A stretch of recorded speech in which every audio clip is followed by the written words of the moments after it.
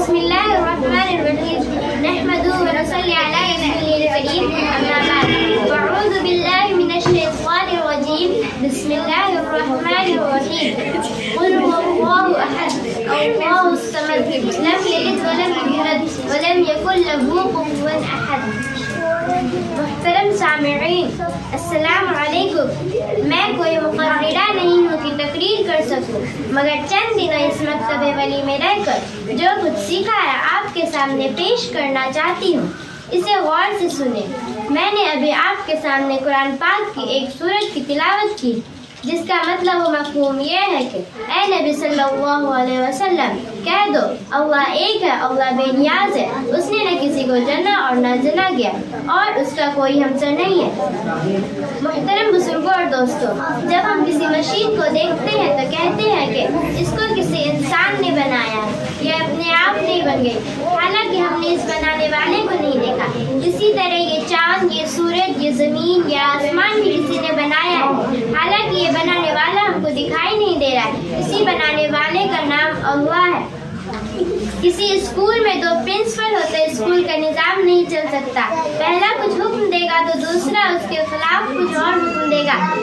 اسی طرح کسی گاؤں کے دو پردھان ہو تو گاؤں کا نظام نہیں چل سکتا.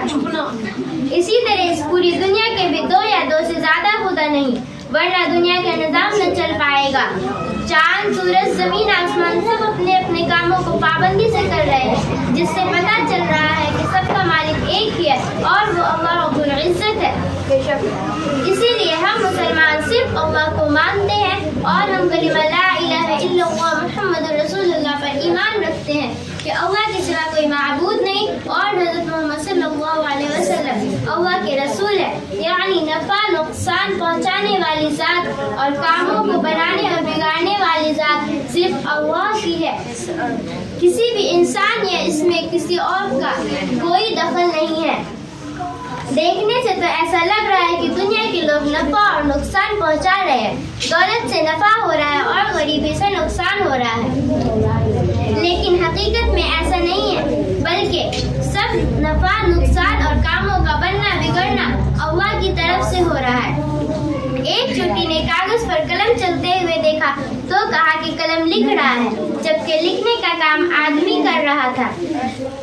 چوٹی کو آدمی نظر نہیں آیا. اسی طرح ہم دنیا کے لوگوں اور چیزوں کو دیکھ کر چیزوں سے نفع نقصان ہوتا دیکھ کر کہہ رہے ہیں کہ دنیا کے لوگ اور چیزیں کاموں کو بنا اور بگاڑ رہے ہیں، یعنی وہی معبود ہے